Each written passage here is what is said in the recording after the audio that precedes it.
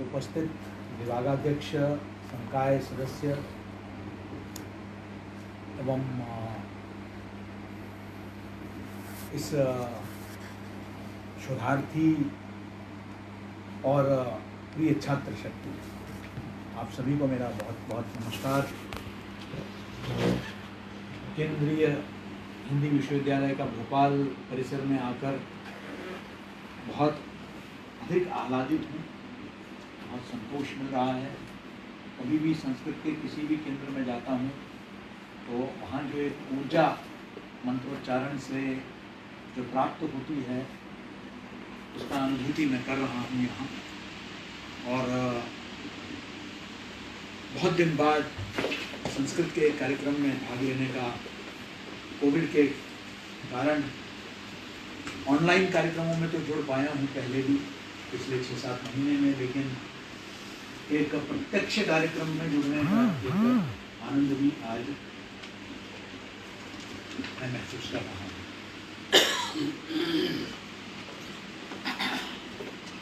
संस्कृत से एक बहुत पुराना संबंध तो खैर हर भारतीय का है, लेकिन मेरा व्यक्तिगत स्तर पर भी, मेरे कार्य में भी, कार्य निष्पादन में भी संस्कृत की एक बहुत महत्वपूर्ण योगदान रहा है।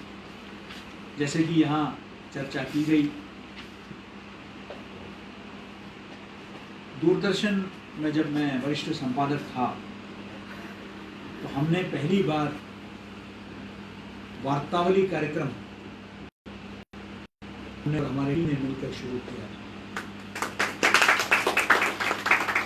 तब तक सिर्फ सवेरे 6 बजे एक वार्ता कार्यक्रम, हम लोगों ने यह तय किया कि एक आधे घंटे का एक कार्यक्रम होना चाहिए, जिसको कहा जाता है कि वो विश्व का पहला संस्कृत टेलीविज़न पत्रिका। संस्कृत में उससे पहले, वार्तावली से पहले कोई पत्रिका यानी कि टेलीविज़न के स्तर पर जिसको है वो नहीं था। पत्र पत्रिकाएं जो प्रकाशित होती थी वो ज़रूर होती थी, लेकिन पत्रिका यानी कि क्या है? पत्रिका यानी कि उसमें समाचार भी है, उसमें विश्लेषण भी है, उसमें सांस्कृतिक कार्यक्रम भी है। जैसे एक पत्रिका में इंद्रधनुषी रंग होता है, उसी प्रकार से उस पत्रिका में भी जो विभिन्न पहलू है, कोई कलाकार है उसको हम वहाँ एक अवसर प्रदान करते हैं। उद्देश्य, शुरुआत में कुछ आलोचनाएं भी हुई, मैं उनकी बात नहीं कर रहा हूँ जो संस्कृत को या संस्कृत के बारे में सुनते ही आलोचना के भाव में आ जाते हैं, मैं उनकी बात नहीं कर रहा हूँ, वो तो करेंगे। कुछ ये हुआ कि थोड़ा सा हम ज़्यादा सरलीकरण कर रहे हैं और फिल्मी गानों का हमने एक प्रयोग शुरू किया। आपको याद होगा जिन्होंने भी वार्तावली देखा कि हमने फिल्मी गानों को हिंदी में उसको एक प्रतिस्पर्धा रखा कि आप फिल्मी गानों का अनुवाद करें, और उस अनुवाद को जो है हम लोग उसमें जो भी सबसे अच्छा अनुवाद करता है, गीत गाता है, उसको हम वहाँ प्रशंसा पत्र भी देंगे और उसको पुरस्कृत भी करेंगे। एक ऐसा व्यवस्था हमने शुरू की और बहुत अच्छा रिस्पॉन्स, बहुत सुंदर गीत। ऐसा नहीं कि कोई भी गीत हम चलाते थे, जिसको क्लासिकल बेस वाले वो जो गीत होते थे उन्हीं को ही हम लोग चलाते थे। बहुत अच्छा रिस्पॉन्स है। लेकिन उस दौरान मैंने ये पाया कि संस्कृत जानने वाले तो कई मुझे लोग मिले, लेकिन संस्कृत पत्रकारिता समझने वाले लोग जो है मुझे नहीं मिले। क्योंकि मैं साक्षात्कार में बैठता था तो जिनसे बात करूं, जो उम्मीदवार सामने आए वो संस्कृत तो जानता था, लेकिन संस्कृत में पत्रकारिता को नहीं समझता था। और हम दूरदर्शन न्यूज़ में पत्रकारिता को समझने वालों को लेना चाहते थे। तो ये कहीं ना कहीं ये अभाव मुझे खटका, और संयोगवश कुछ समय बाद मेरी नियुक्ति हुई भारतीय जनसंचार संस्थान, जो देश का सबसे प्रतिष्ठित जनसंचार संस्थान है, वहाँ महानिदेशक के नाते। और पड़ोस में ही लाल बहादुर शास्त्री संस्कृत विद्यापीठ, तो अपने मित्रवर्ग प्रोफेसर रमेश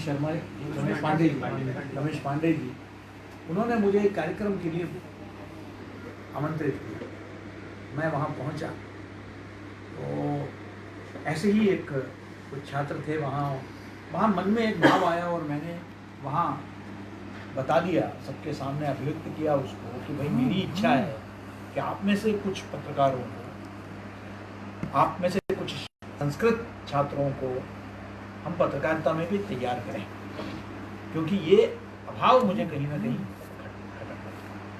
तो उसका निष्कर्ष ये था कि कुछ ही समय के अंतर्गत भारतीय जनसंचार संस्थान और लाल बहादुर शास्त्री संस्कृत विद्यापीठ के बीच में एक MOU सहमति पत्र हस्ताक्षर हम दोनों ने किया, जिसके अंतर्गत कहा जाता है कि भारत का पहला एक अनूठा ऐसा प्रयोग था कि हमने भारतीय जनसंचार संस्थान में संस्कृत पत्रकारिता का 3 months एडवांस सर्टिफिकेट कोर्स हमने शुरू किया। इसका उद्देश्य ये था कि जो संस्कृत सीख रहे हैं लाल बहादुर शास्त्री में, वो साइमल्टेनियसली वो पत्रकारिता प्रशिक्षण के लिए हमारे यहाँ आएंगे, हमारे सामुदायिक रेडियो इसका अनुभव लेंगे, स्टूडियोज़ का अनुभव लेंगे और पत्रकारिता को भी समझेंगे। ये तो और 3 महीने बाद, और ये सौभाग्यवश मुझे आज भी याद है कि हमारी लोकसभा की अध्यक्षा जो है ताई सुमित्रा महाजन, वो हमारी मुख्य अतिथि थी। उस कन्वोकेशन, एक विशेष कन्वोकेशन हमने आयोजित किया जहाँ इन सर्टिफिकेट कोर्सेस के जो भी हमारे संस्कृत के जो विद्वान थे उनको हमने सम्मानित किया और ऐसा ये पाठ्यक्रम चल पड़ा। और मुझे खुशी होगी, मैं यही बताना चाहता हूँ कि और भानुमूर्ति साहब से भी ये आग्रह है मेरा कि अगर ऐसा एक समझौता हमारे और आपके बीच में हो जाए तो आपके छात्र को चॉइस बेस्ड क्रेडिट सिस्टम के अंतर्गत पत्रकारिता का भी 1, 2, 4 जितना आप उचित समझते हैं क्रेडिट देकर उनको पत्रकारिता क्षेत्र में कुछ अनुभव देने के लिए हम अपनी सुविधाएं देने के लिए तैयार है। कुछ विशेष कक्षाएँ हम आयोजित कर सकते हैं तो उनका एक एडिशनल सर्टिफिकेट कल को अगर वो पत्रकारिता जगत में जाते हैं, समाचार वाचन के लिए आकाशवाणी जाते हैं, दूरदर्शन जाते हैं, तो उनको ये बहुत लाभदायक होगा। ये मेरा अवश्य सर। तो ये एक प्रार्थना करने वाला था, कह दिया। तो अगर हम दिल्ली में कर सकते हैं तो भोपाल में जरूर कर सकते हैं, कोई कठिनाई नहीं होनी चाहिए। अब मैं ऐसे तो बहुत सारे अनुभव है जो मैं आपके साथ साझा करना चाहता हूँ, लेकिन क्योंकि मेरा ये प्रस्ताव भी था और मुझे एक अवसर मिला, मैं जल्दी ही वैसे भी मैं जो हूँ डब्ल्यू जी से कहकर मैं इधर आना चाहता था और आपसे मिलके ये चर्चा, क्योंकि संस्कृत मेरे लिए हमेशा मेरे दिल के करीब रहा है, चाहे वो वार्तावली रहा हो, संस्कृत पत्रकारिता का पहला पाठ्यक्रम। मैं खुद जो है आज भी मेरा अगर सुषमा जी के साथ मेरा स्वर्गीय सुषमा स्वराज जी के साथ मेरा कोई अंतिम इंटरव्यू है पत्रकार के नाते, तो वो 16वें संस्कृत सम्मेलन, विश्व संस्कृत सम्मेलन बैंकॉक में था। मैं खुद गया था बैंकॉक में उसमें भाग लेने के लिए, और तो संस्कृत से बहुत एक निकटतम संबंध रहा है। हाँ, शायद अभ्यास के अभाव में उतना वार्तालाप करने की स्थिति में नहीं हूँ, खासकर आप विद्वानों के बीच में, तो इसलिए जो है मैं वो भी एक दिन उम्मीद है कि वो भी मैं कर पाऊँगा, तब जाके मुझे लगेगा कि जीवन सफल होगा। तो आज के विषय, क्योंकि बहुत समय हो चुका है, तो मैं बहुत जल्दी ही अपने विषय को लेकर आपके बीच में जो, क्योंकि आज ग्रुप डिस्कशन के बारे में बताया गया है, और आम तौर पर आम जो व्यक्ति है उसके जहन में ग्रुप डिस्कशन मतलब जो टेलीविज़न में जो पैनल डिस्कशन होता है वो सामने होता है। लेकिन मैं आपसे पूछना चाहता हूँ, आप में से कई लोग समाचार सुनते हैं। पहली बात तो ये समाचार नहीं है, ये कई चैनलों के बारे में मैं कहता हूँ वो न्यूज़ चैनल नहीं है, व्यूज़ चैनल है। तो वहाँ क्योंकि समाचार तो कम सुनाई पड़ता है, मत भिन्नता ज़्यादा दिखाई देती है। तो खैर वो एक अलग विषय है। लेकिन ग्रुप डिस्कशन अलग होता है, ग्रुप आर्ग्यूमेंट अलग होता है। मुझे टेलीविजन के क्षेत्र में जो चर्चाएं सुनाई देती है वो चर्चा कम और बहस ज़्यादा लगती है। चर्चा और बहस में सबसे बड़ा जो फर्क है वो ये है कि चर्चा खुले मन से होती है, जहां मैं तैयार हूं आपके मत को भी स्वीकार करने के लिए, अगर आप जो विचार रख रहे हैं उसमें विश्वसनीयता है, स्वीकार्यता है और उसमें मजबूती से आप अपनी बात को रख रहे हैं, तो वो स्वीकार करने का मेरे अंदर जो है वो सहृदयता होनी चाहिए। जबकि आर्ग्यूमेंट में मैं बिल्कुल अड़ा हुआ हूं अपने बात को लेकर, मैं टस से मस हटने के लिए तैयार नहीं हूं। मैं यही कह रहा हूं कि मैं जो कह रहा हूं वही सत्य है, वही ठीक है। ये जो है ये आर्ग्यूमेंट होता है जहां मैं बहस कर रहा हूं। वो कह रहा है कि मैं सत्य कह रहा हूं, आप कह रहे हैं कि मैं सत्य कह रहा हूं। जबकि अगर आप हमारे इतिहास को देखेंगे, हमारे परंपराओं को देखेंगे, तो हमारा एक शास्त्रार्थ का परंपरा है।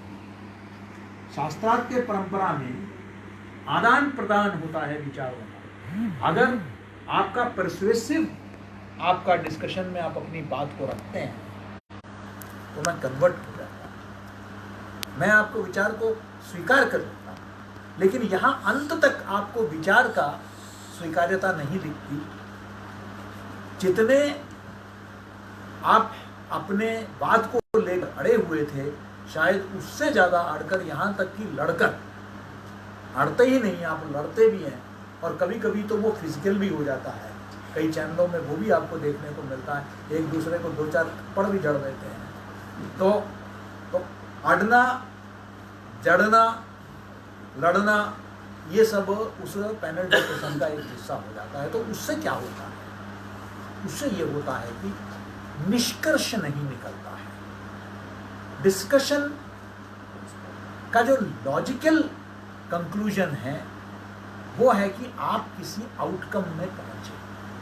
अगर हम सब मिलकर यहाँ चर्चा कर रहे हैं, तो अगर उस चर्चा से, उस विमर्श से कोई निष्कर्ष नहीं निकलता, तो वो एक, जिसको हम फ्यूटाइल एक्सरसाइज कहते हैं अंग्रेजी में, कि उसका कोई कारण नहीं है, हमने अपना समय व्यर्थ किया। अगर मैं कोई चर्चा कर रहा हूं तो मैं किसी निष्कर्ष पे पहुंचूं। पिछले 5-6 वर्ष से राष्ट्रीय शिक्षा नीति को लेकर इस देश भर में एक विमर्श हुआ, चर्चाएं हुई। मुझे भी सौभाग्य मिला भाग लेने का उसमें। मैंने जो है दिल्ली में, पटना में, कई जगह जाके मैंने उसमें भाग लिया, और लोगों ने भाग लिया। देश भर में ग्राम से लेकर राष्ट्रीय स्तर तक बैठकें हुई। उसका निष्कर्ष निकला राष्ट्रीय शिक्षा नीति। आपने देखा होगा कि सरकार के किसी भी फैसले को लेकर बहुत मतभेद रहा, चाहे वो 370 का फैसला हो, ट्रिपल तलाक का फैसला हो, लेकिन राष्ट्रीय शिक्षा नीति को लेकर कोई भी आपने नहीं सुना होगा कि कोई आपत्ति या विरोध हुआ। उसके सरकार के जो आलोचक हैं उन्होंने भी एक ही बात कही, एक ही आलोचना उसमें मिली कि ये इतना आदर्श एक डॉक्यूमेंट है कि अब इसको आप क्रियान्वयन कैसे करेंगे। सवाल अब यह है कि क्रियान्वयन कैसे करेंगे, इसको लेकर है। नीति में कोई दिक्कत किसी को नहीं मिल रही है। कारण क्या है? कारण था कि बहुत बड़े व्यापक विमर्श के बाद हम उस निष्कर्ष पर पहुंचे। जहां जहां आप व्यापक विमर्श नहीं लिखते, वहां आप पाएंगे कि जो भी निष्कर्ष, जो भी फैसला लिया जाता है, उसको लेकर फिर अकारण या कारणवश एक विवाद खड़ा हो जाता है। इसलिए ग्रुप डिस्कशन का एक उद्देश्य एक आम सहमति तैयार करना है उस विषय को लेकर, कि एक आम सहमति है, ये तो होना ही चाहिए। ग्रुप डिस्कशन को एक टीचिंग पॉइंट ऑफ व्यू से, भले मैं 3 दशक के ऊपर से सक्रिय रूप से पत्रकारिता में भी रहा हूँ, लेकिन साथ ही साथ जैसे यहाँ मेरा परिचय दिया गया, मैं शिक्षण से भी जुड़ा रहा। मैं एडजंक्ट प्रोफेसर रहा हूँ कई जगह, एक पत्रकार होते हुए भी। और इस कारण मैंने इस ग्रुप डिस्कशन के जो प्रक्रिया है, इसको बहुत प्रभावी ढंग से मैंने अपने क्लासरूम में, अपने कक्षाओं में सदुपयोग किया। यहाँ जिनका परिचय दिया गया, कार्यक्रम परियोजना समन्वयक अंकित पांडे जी जो मेरे साथ आए हैं, ये खुद मेरे छात्र रहे, और ये सब ऐसे हजारों छात्र मेरे साथ आज जुड़े हुए इस वजह से हैं कि हमने ग्रुप डिस्कशन को एक प्रभावी ढंग से टीचिंग में हम लोगों ने सदुपयोग किया। उसके हमने 2-3 चर्चाओं को लेकर कुछ हमने नियम बनाए हैं, और आज मैं आपके साथ वो साझा करना चाहता हूँ। ग्रुप डिस्कशन में सबसे पहला नियम ये है कि ग्रुप में एक समकक्ष छात्र, यह बहुत आवश्यक है, और उनके बीच में आपको इस बात को सुनिश्चित करना है कि कोई भी विवादास्पद, जिसको लेकर मनमुटाव पैदा हो सकता है, ऐसे विषय को लेकर चर्चाएं न हो तो बेहतर है। जहां व्यक्तिगत, धार्मिक, क्षेत्रीय, भाषाई, संवेदनाओं को अगर आप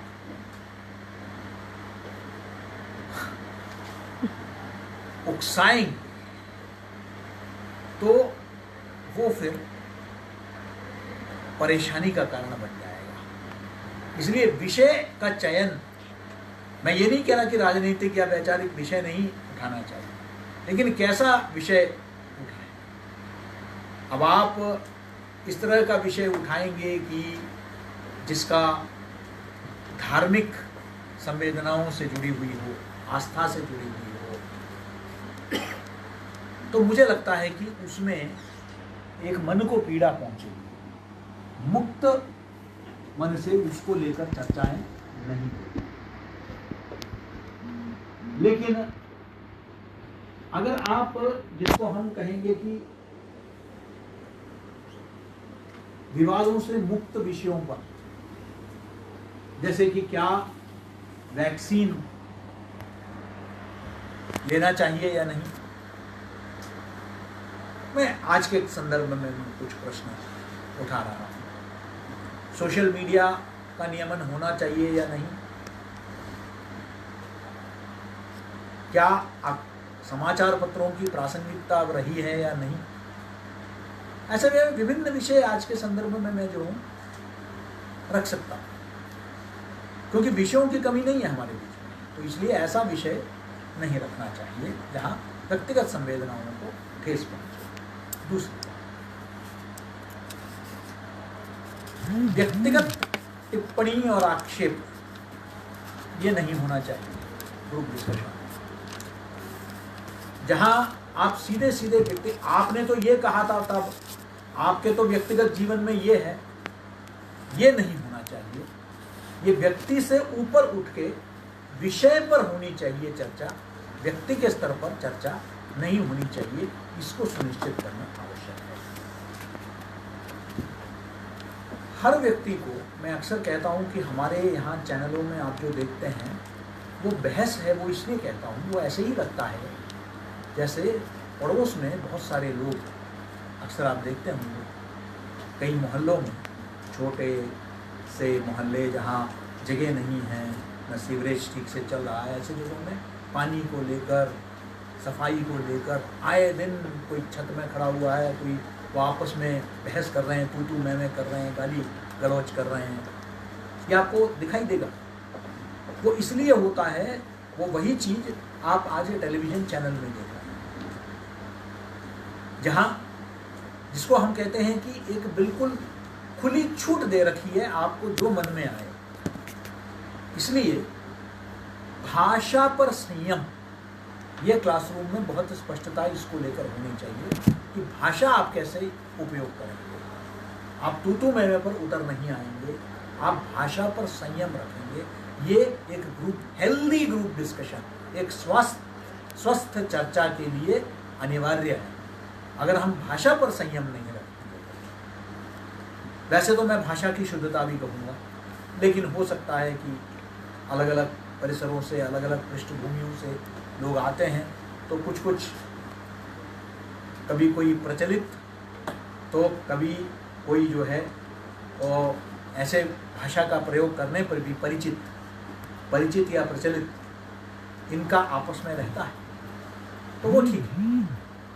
लेकिन अपशब्दों का प्रयोग नहीं होना चाहिए, इस बात को सुनिश्चित करना है। भाषा में संयम। विषय जब भी हम चर्चा करते हैं तो हमें एक बात जो ध्यान में रखना है वो ये है कि इसका निष्कर्ष निकलना चाहिए। आज मैं अक्सर अपने मीडिया कर्मियों को भी बताता हूं कि आज हम समस्या केंद्रित पत्रकारिता कर रहे हैं, समाधान आधारित पत्रकारिता नहीं कर रहे हैं। समस्या केंद्रित पत्रकारिता यानी हम समस्याओं को तो उजागर कर रहे हैं, लेकिन इसका समाधान क्या है इस पर विचार विमर्श नहीं हो रहा है। कोई भी आप टेलीविजन में बहस देखेंगे, मैं इसलिए बार बार उसको बहस कह रहा हूँ, डिस्कशन नहीं कह रहा हूँ, क्योंकि वो डिस्कशन नहीं है, आर्ग्यूमेंट है। जहाँ आप जानते हैं कि आप गलत है, फिर भी आप उस गलती को सही बताने में तुले हुए हो। आप जानते हैं ये गलत हुआ है। अब आप ये बताइए कि क्या बहस हो सकता है इस विषय को लेकर कि लाल किले में तिरंगे के सिवा कोई और झंडा होना चाहिए या नहीं। इस पर कोई बहस का कहीं गुंजाइश ही नहीं है। और उसके बाद भी आप टीवी में ऐसे लोगों को देखते हैं, अरे नहीं उसमें तो क्या है, उसमें वो कोई दूसरे देश का थोड़ी था। अब दूसरे देश का हो, पंथ का हो, इससे कोई मतलब नहीं है। लाल किले में एक ही ध्वज हो सकता है, वो तिरंगा है। बहुत स्पष्टता इस विषय को लेकर होना चाहिए। अगर ये स्पष्टता नहीं है तो कुछ हमारे सिद्धांतों में, हमारे आदर्शों में कुछ कमी है। कुछ विषय जिसको हम कहते हैं कि अनडिस्प्यूटेड, ऐसा भी जीवन में कुछ चीजें होना चाहिए। हर चीज विमर्श के दायरे में नहीं आ सकता जीवन में। कुछ चीजें जो है अस्वीकार्य है, कुछ चीजें स्वीकार्य है। ये दोनों स्पष्टता आपके मन में होना चाहिए। इसमें तो कहीं कोई समझौते का, लाल किले में दूसरा कोई ध्वज हो, ये तो समझौते में नहीं आता है। ये स्पष्टता होनी चाहिए। फिर आर्ग्यूमेंट कैसा? उस विषय पर चर्चा ही नहीं होनी चाहिए, वो चर्चा का विषय नहीं है। हम कुछ विषय को लेकर हमारे विश्वविद्यालय में भी कहते हैं, मैं कहता हूँ ये चर्चा का विषय नहीं है, इस पर नो चर्चा नहीं होगा। तो कुछ विषय, अब एक आप यहाँ बहुत सम्माननीय निदेशक बैठे हुए हैं, क्या अनुशासन पर हम समझौता कर सकते हैं? क्या नहीं कर सकते? क्या हम एक्सीलेंस पे समझौता कर सकते हैं? क्या नहीं कर सकते?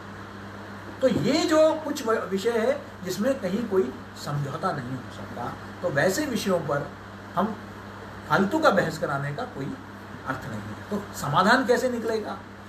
तो एक विषय का चयन से निकलेगा, दूसरा उसमें एक समाधान का भी आप लक्ष्य नहीं रखेंगे तो सब अपने अपने बातों पर, अपने जिद पर अड़े रहेंगे। फिर हम डिस्कशन का उद्देश्य को हम कहीं ना कहीं विफल कर रहे हैं। डिस्कशन का उद्देश्य कहीं ना कहीं उस विमर्श से निष्कर्ष तक पहुंचने की एक यात्रा है। ये बहुत आवश्यक होना चाहिए कि आखिर हम क्या पाना चाहते हैं उस विमर्श के बाद। इस समस्या का क्या समाधान होना चाहिए। मान गए कि अभी उसको एक विषय को लेकर कुछ समस्याएं आ रही है, तो अब इसका समाधान क्या हो? मध्य प्रदेश में कई प्रकार के माफिया काम कर रहे हैं, इस पर चर्चा होगी। तो सबको पता है, मुझे भी पता है, आपको भी पता है, दशकों से चल रही है, कोई नई बात नहीं है। समाधान क्या? अगर समाधान नहीं तो वो हो रहा है, भारत में गरीबी है, गरीबी है, तो इसमें नई बात आप क्या लाएंगे? नई बात एक ही हो सकती है, उसका समाधान क्या हो सकता है? और कोई नई बात नहीं हो सकती। और एक विमर्श का सबसे एक अच्छे विमर्श का ये है कि वो कुछ सकारात्मक समाधान लेके आए। विमर्श का उद्देश्य ये होना चाहिए कि जो दर्शक है, जो श्रोता है, उसे कुछ ज्ञानवर्धन हो। अगर उसका ज्ञान में कहीं कोई इजाफा नहीं हुआ, मैं 1 घंटे बैठ के एक कार्यक्रम देखता हूं, बहस सुनता हूं, और अंत में जब कमरे से निकलता हूं तो मैं पूरी तरह मोहभंगित हूं, कंफ्यूज्ड हूं, तो फिर वो विमर्श किस काम का? वो विमर्श ऐसा होना चाहिए कि उस विमर्श से मुझे स्पष्टता आए, विषय को समझने में मुझे स्पष्टता आए। आप पश्चिमी कई अच्छे चैनल भी है, मैं अक्सर बीच बीच में देखता हूँ, तो उसमें मैंने एक चीज़ देखा है कि मैं कार्यक्रम, अब जैसे कुछ एक याद जो आता है, कुछ महीने पहले शायद केरल में कोझिकोड में एक प्लेन क्रैश हुआ, एयर इंडिया का। हमारे यहाँ भी शुरू हुआ, फिर आरोप प्रत्यारोप शुरू हुए कि ये जिम्मेदार थे या पायलट जिम्मेदार था, वो था। हमने पता नहीं कैसे हम चैनल बदल रहे थे, हम बीबीसी में आए, और उस वक्त बीबीसी में एक चर्चा चल रही थी इसी प्लेन क्रैश में।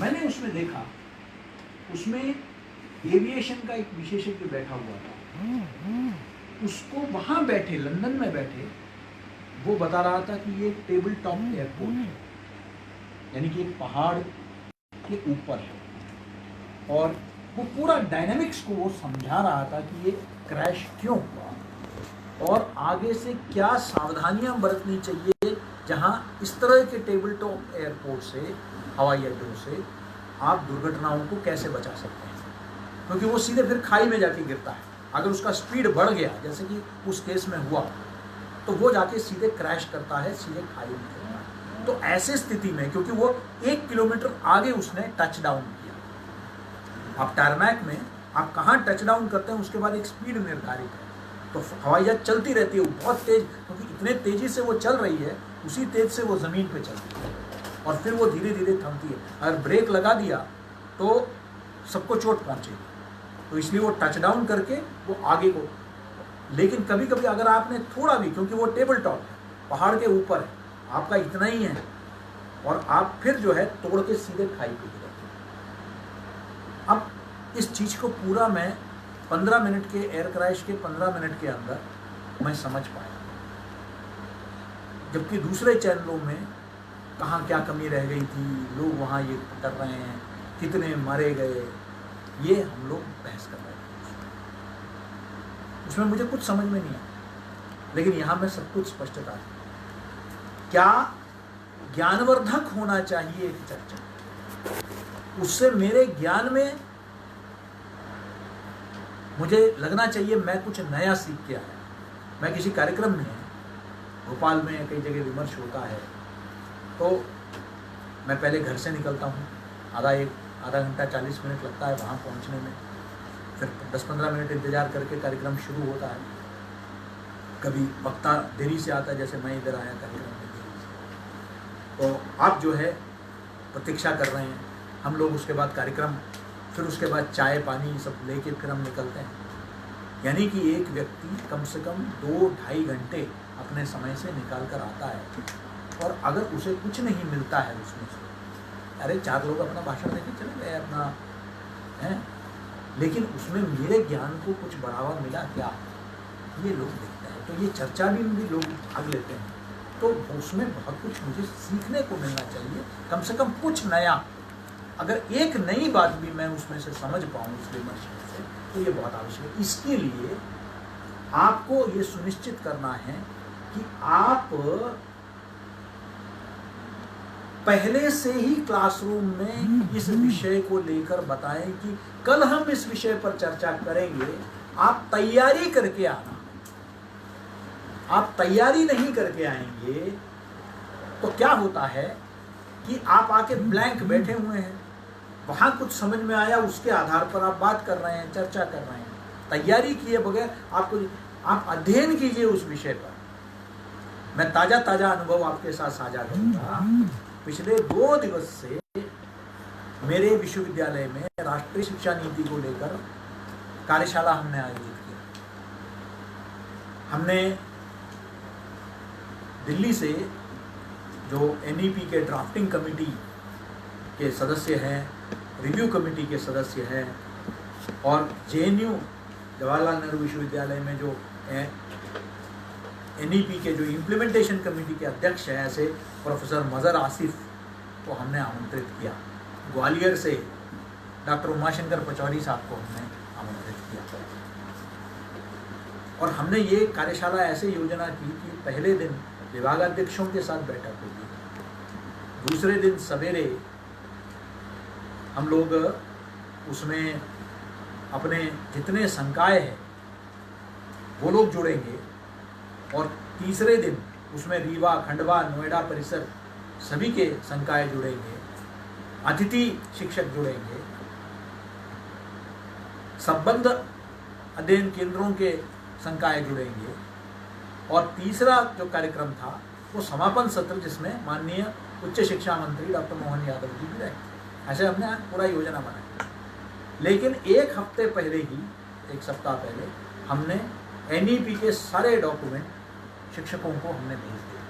हमने कहा कि आप तैयार रखिए, उसके बाद ये जो विशेषज्ञ आ रहे हैं ये अपनी बात को रखेंगे, उसके बाद प्रश्नोत्तरी होगी, आप तैयारी करके आइए। ये तैयारी बहुत आवश्यक है किसी भी विमर्श के लिए, वरना कई बातें जिसके बारे में आपको कोई जानकारी नहीं है, आप खामखा बहस करने को, जिसको आपने समझा ही नहीं।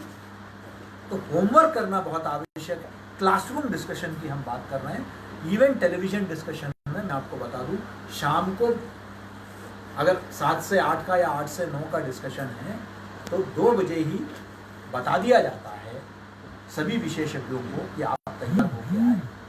तैयारी के बगैर कोई भी ग्रुप, अभी भी मैं राज्यसभा टीवी, अब तो खैर वो संसद टीवी हो गया, मैं बैठता हूँ, अभी पिछले सप्ताह भी मैं था, तो हमें कुछ डॉक्यूमेंट वो भेज देते हैं और कुछ जो है हमें पहले ही अग्रिम सूचना दे देते हैं कि इस विषय पर आज 9 बजे आज जो है चर्चा होगी, तो आप तैयार रहिए। तो बगैर तैयार हुए कुछ नहीं। तो तैयारी करने के लिए समय देना बहुत आवश्यक है कि छात्र उस विषय को लेकर तैयारी करें। विशेष रूप से इस बात को सुनिश्चित करना है, मैं ज़्यादा समय नहीं लूँगा, मेरा समय मेरे ख्याल से काफ़ी समय में ले चुका हूँ। 5 मिनट और है। तो मैं उसमें ये जरूर कहूँगा कि आप जो है दो पक्ष द्विपक्षीय होना आवश्यक है। अभी तो हम कोई मीडिया जगत के कोई इस कार्यक्रम से जुड़े नहीं हैं, तो इसमें न आपको ये दूरदर्शन बनाना है, न आपको रिपब्लिक बनाना है। यानी कि एक तरफ तो हर विषय में सबकी सहमति है, वो भी चर्चा नहीं है। जहाँ सब सहमत है फिर चर्चा की आवश्यकता है। अगर हम सब एक विषय को लेकर सहमत है, जैसे कि दूरदर्शन की चर्चाओं में आप देखते हैं, सब जो है वो चाहे कोई भी सरकार हो, दूरदर्शन में आप चर्चाओं में यही देखते हैं कि भाई जो हुआ सही है, अच्छा है, सब यही कह रहे हैं अच्छा है, तो फिर मैं क्यों देखूं, मुझे पता है अच्छा है, बंद कर दूं। तो चर्चा देखने का अर्थ नहीं। वो दूसरा पक्ष भी होना बहुत आवश्यक है। मैं इसलिए ये बता रहा हूँ क्योंकि मैंने एक कार्यक्रम शुरू किया, आप में से जो लोग दूरदर्शन नियमित तौर पर सुनते हैं, देखते हैं, वो है कार्यक्रम दो टूक कार्यक्रम। हमने ये पाया कि दूरदर्शन में हम लोग देख रहे थे कि क्या कारण है कि कई लोग जुड़ भी रहे हैं, कई लोग नहीं भी जुड़ रहे हैं। हमने कई लोगों से बातचीत की कि क्यों नहीं आप देखते, तो उन्होंने कहा साहब बस एक ही पक्ष का बताया जाता है, दूसरा पक्ष तो पता ही नहीं चलता है। तो हमने कहा कि नहीं, पब्लिक ब्रॉडकास्टर के नाते हमें दूसरा पक्ष बताना तो चाहिए।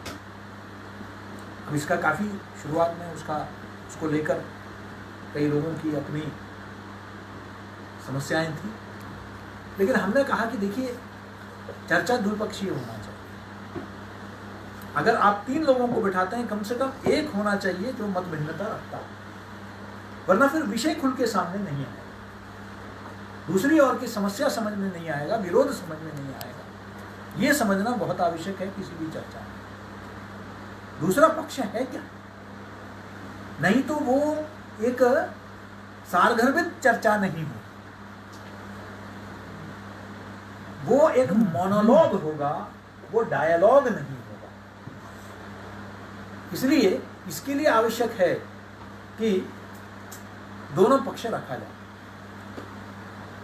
तो उस कार्यक्रम का फॉर्मेट हमने ऐसा बनाया कि कोई भी अगर कार्यक्रम में एक विषय को लेकर चर्चा है, कश्मीर को लेकर है, बजट को लेकर, एक व्यक्ति ऐसे पक्ष से बुलाया जाएगा जो शायद उससे असहमत हैं, भले उसके बाद 1-2 व्यक्ति हो जो सहमत हैं। तो उससे क्या है कि हम एक निष्कर्ष में पहुंचते हैं कि हाँ ये अच्छाई इसमें है, लेकिन इसमें ये कमियां भी है, ऐसे बोल के हम प्रस्तुत करते हैं। तो क्या होता है, श्रोता के मन में विश्वसनीयता बढ़ जाती है, उस चर्चा की सार्थकता बढ़ जाती है, विश्वसनीयता बढ़ जाती है। इसलिए चर्चा में हमेशा ग्रुप में आप 2 ग्रुप को तैयार करें, एक प्रो और एक एंटी। और ऐसा नहीं कि वो जो सच में एंटी है उन्हीं को ही एंटी में रखना है, रादर मैं तो ये कहूंगा कि एंटी वाले को प्रो में रखिए और प्रो वाले को एंटी में रखिए, तो उसकी भी समझ बढ़ेगी। एंटी वाला अगर सच में एंटी है, अब कृषि कानूनों को लेकर एक ये है, कुछ लोग वाकई उसका विरोध करते हैं तो और कुछ लोग समर्थन करते हैं। समर्थन करने वालों को बोलो कि तुम विरोधी के पक्ष में बोलो, और विरोध करने वाले को बोलो कि तुम समर्थन के पक्ष में बोलो, तो वो अध्ययन करेगा, वरना वो अध्ययन नहीं कर रहा है। कुछ लोगों की बातें सुनकर वो विरोध कर रहा है, या कुछ लोगों की बातें सुनकर वो समर्थन कर रहा है। अध्ययन करके आके तो दोनों पक्षों को समझे, फिर वो जैसे उचित समझे, ये बहुत आवश्यक है। तो दूसरे पक्ष को समझना बहुत आवश्यक है। इसलिए ऐसी तैयारी करें जिसमें वो पक्ष, सभी पक्ष सामने आए, वरना वो चर्चा जो है एक मुक्त चर्चा नहीं होगी, और दूसरा उसमें से कोई ठोस निष्कर्ष नहीं निकलेगा। वो तभी होगा जब हम उसको खुले विचार के साथ हम लोग उस चर्चा को रखें। जैसे मैंने कहा कि कुछ रीजनेबल रिस्ट्रिक्शंस भाषा के संयम को लेकर, आरोप प्रत्यारोप को लेकर, व्यक्तिगत टिप्पणियों को लेकर हम रख सकते हैं, लेकिन बाकी मुक्त रहें जहां वो अपनी बात को रख सकते हैं। और उनसे ये कहना है कि साक्ष्य के आधार पर आप बात को रखें, साक्ष्य रखना जरूरी है। आपके समर्थन में आप भाषण मत दीजिए, भाषण की जगह आप मुझे बताइए क्या कारण है। 370 पर अगर आपको बात करने की बात कही जाती है तो आप कि कश्मीर हमारा अभिन्न अंग है, कश्मीर जो है वो उसके लिए हम वो कहते हैं ना कि भाई वो क्या है, दूध मांगो खीर देंगे, कश्मीर मांगो चीर देंगे, है ना। ये विमर्श की भाषा नहीं है, ये मंच की भाषा है। विमर्श की भाषा और मंच की भाषा में फर्क को हमें कक्षा में जो विमर्श होता है वो हमें समझने की आवश्यकता है। अक्सर क्या होता है, कक्षाओं में भी जो है मंच की भाषा का प्रयोग हो रहा है।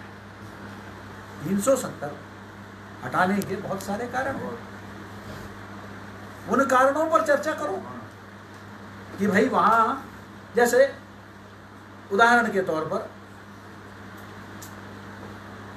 वहां की कश्मीर की महिलाएं ये हटाने तक वो किसी और प्रदेश में कश्मीर के बाहर अगर वो विवाह करते हैं तो उनको जमीन जायदाद से बेदखल कर दिया जाता है। एक तरफ आप महिला सशक्तिकरण की बात करते हैं, दूसरी तरफ आप 370 का समर्थन करते हैं। तो 370 के हटने से सबसे बड़ा फायदा कश्मीर की महिलाओं को कि आज वो कहीं भी अपने मन से अगर वो विवाह कर ले तो उनको अपने जो जायदाद है उस पर अधिकार से वो वंचित नहीं होंगे।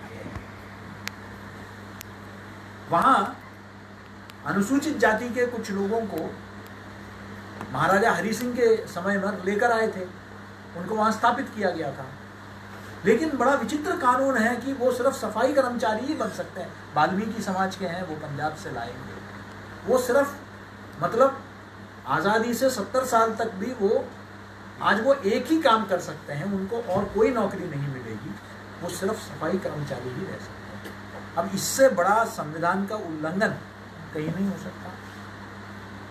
लाखों लोग मुजफ्फराबाद से, गिलगित से, बल्तिस्तान से पलायन करके 1947 के जो विभाजन के बाद वो आके जम्मू में बस गए थे। वो उसी कश्मीर से आए जो पाक अधिकृत कश्मीर है, उससे आए, लेकिन उसके बावजूद उनको नागरिकता नहीं प्रदान की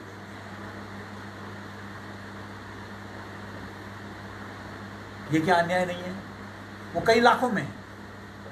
कश्मीरी पंडितों का जो विस्थापन हुआ वो नहीं है। मैं कुछ पॉइंट्स बता रहा हूं, आप पॉइंट्स पे बात करिए, भाषण नहीं कि चीर देंगे, वो करेंगे, वो सब करिए, लेकिन पहले तथ्यों के आधार। तो इसलिए तथ्य परक होना विमर्श के लिए बहुत आवश्यक है। साक्ष्यों के साथ तथ्य परक होकर डॉक्यूमेंट्स लेके आइए, पढ़िए क्लासरूम में। ये नहीं कि कुछ भी विषय पर जो है आप बात करते रहेंगे। और मैं अंत में, क्योंकि समय पता नहीं चलता और 1.5 घंटे का क्लासरूम की आदत है, तो कार्यक्रम के गरिमा को ध्यान में रखते हुए फिर कभी मैं बीच बीच में, अब भानुमूर्ति जी जब आज्ञा देंगे तब आ जाएंगे। तो मैं इतना ही कहूँगा कि सकारात्मक एक माहौल में चर्चा होनी चाहिए। दूषित एक वातावरण में सकारात्मक चर्चा नहीं हो सकती। कई चीजें प्रायोगिक स्तर पर किया जाता है। मुझे याद है नोएडा परिसर में एक बार मुझे विषय दिया गया डाइवर्सिटी समझाने का। मैंने आज तक क्लास की बाकी सब चीजें वो बच्चे भूल जाएंगे। मेरे छात्र अभी भी याद रखते हैं। उन्होंने अभी उसमें से कई लोग बड़े पत्रकार बन गए, कई तो खुद प्राध्यापक बन गए मेरे छात्र। उनमें से एक व्यक्ति ने अभी एक हाल ही में एक बैठक में उन्होंने कहा कि हमें डाइवर्सिटी तब समझ में आया, यानी विविधता, उसको समझ में तब आया जब सर ने उस दिन अगले दिन के लिए ये असाइनमेंट दिया, सब अपने अपने क्षेत्र का व्यंजन तैयार करके लाएंगे। तो जो बंगाली छात्र है वो बंगाली खाना लेके आया, बंगाल में जो तैयार होता है। उड़ीसा का छात्र वहाँ का लेकर आया, पूर्वांचल का छात्र वहाँ का लेकर आया, मिथिलांचल का छात्र वहाँ का लेकर आया। और उस दिन सबने मिलकर, अब मैंने कहा क्लासरूम में कि अब आप डब्बा खोलिए और आपस में शेयर करिए। शायद उतना उस दिन न मैंने उससे ज़्यादा कभी उसके बाद खाया, न छात्रों ने, क्योंकि 25 छात्र एक साथ खाना लेकर आए थे। लेकिन उस दिन पूरा विविधता समझ में आ गया उनको कि भारत की विविधता क्या है। हाँ, क्लास उसके बाद हुआ, लेकिन वो जो प्रायोगिक स्तर पर समझ में आया, ये प्रायोगिकता हमको लाने की आवश्यकता है। अपनी कक्षाओं में हम बहुत किताबी बातें करते हैं, थियोरेटिकल बातें करते हैं। थियोरेटिकल बेस तैयार करना जरूरी है, लेकिन व्यक्ति को प्रायोगिक स्तर पर भी हम अभ्यास कराना बहुत आवश्यक है। और ग्रुप डिस्कशन एक बहुत ही प्रभावी तरीका है जहाँ व्यक्ति अपने अभिव्यक्ति का स्वतंत्रता का भी आनंद लेता है, लेकिन साथ ही समाज में राष्ट्र के समक्ष जो समस्याएं हैं उसका समाधान की ओर भी चिंतन मनन करने का एक प्रक्रिया है, जहां आपको अपने समाज के बारे में, अपने राष्ट्र के बारे में, अपने विश्व के बारे में आप अपने से ऊपर उठते हैं। इसका लाभ ग्रुप डिस्कशन का ये है, व्यक्ति खुलता है, यानी कि आप जो व्यक्ति संकोच करते हैं, जो छात्र, मैंने देखा है ग्रुप डिस्कशन के बाद उस व्यक्ति को बात करने की, जो बिल्कुल बच्चा संकोच करके क्लासरूम में आता है, हम देखते हैं कि 3 वर्ष जब पत्रकारिता में समाप्त होता है कि वो इतने बातें करता है, वो एक्सट्रोवर्ट हो जाता है, वो अपने संकोच को जो है, जिसको उसके अंदर जो भी संकोच था उसको वो पीछे रख कर वो आगे बढ़ता है, उसकी जो है विचारों में एक व्यापकता आती है, उसका एक वैश्विक जो परिकल्पना है उसमें बदलाव आता है। तो ग्रुप डिस्कशन मैं समझता हूँ कि अध्ययन के लिए, छात्रों के लिए बहुत ही महत्वपूर्ण है। इसका जिस प्रभावी ढंग से उपयोग होना चाहिए वो नहीं होता है। भारतीय जनसंचार संस्थान में group discussion radio television programme में उसके बाद ही छात्रों का चयन होता है, 15% मार्क होता है। सिविल सर्विस में, IAS में ग्रुप डिस्कशन एक बहुत महत्वपूर्ण कंपोनेंट होता है, जहाँ पास होना आपके लिए आवश्यक है, तभी जाके आपका जो चयन होता है IAS के लिए। तो इसलिए ग्रुप डिस्कशन का एक दूरगामी, बहुत ही प्रायोगिक स्तर पर भी उसका लाभ छात्रों को जरूर मिलेगा। और बाकी तो जितने प्रतिस्पर्धाएँ हैं, अंतर विद्यालय, अंतर विश्वविद्यालय, जो भी प्रतिस्पर्धाएँ, उसमें भी उसका लाभ तो मिलेगा ही। मुझे पूरा विश्वास है कि हमारे जो टीचर्स हैं, शिक्षक गण हैं और जो छात्र हैं, वो इस ग्रुप डिस्कशन का जो लाभ है वो ज़रूर आप लोग को मिलेगा, ये मेरा पूरा विश्वास है। आप सबको बहुत बहुत शुभकामनाएं। आप बहुत धैर्य से आपने मुझे सुना, इसके लिए बहुत बहुत धन्यवाद। धन्यवाद महोदय। बड़े ही स्पष्टता पूर्वक आपने पूरी पृष्ठभूमि के साथ सोपान क्रम से हमें समूह चर्चा के विषय में प्रबोधित किया। हमें पूरा विश्वास है कि हमारे सभी प्रतिभागी इन क्रमों को ध्यान में रखते हुए परिचर्चा में शामिल होंगे। अगले क्रम में मैं इस कार्यक्रम के अध्यक्ष, परिसरीय निदेशक आचार्य जे भानुमूर्ति से निवेदन करता हूं कि अध्यक्षीय भाषण से हम सबको संबोधित। आचार्य जे भानुमूर्ति।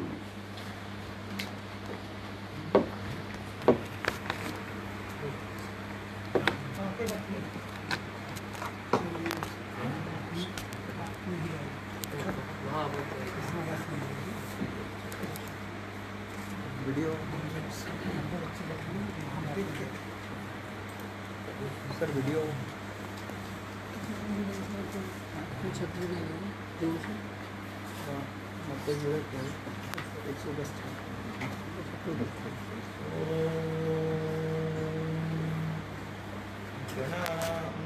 गणपतिं भवामहे कविं कवीनामुपमश्रवस्तवं ज्येष्ठराजं ब्रह्मणां ब्रह्मणस्पत आनुसृण्वन्नोतिभिश्चेदसागरं श्रीमहागणाधिपतये नमः।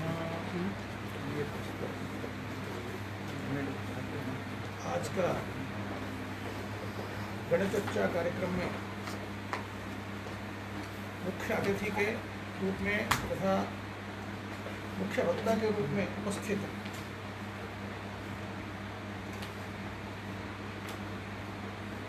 तो हमारा के.जी. सुरेश जी, जो विश्वविद्यालय के प्रोफेसर हैं और BC के रूप में यहाँ आकर हमारा पत्रकारिता विश्वविद्यालय का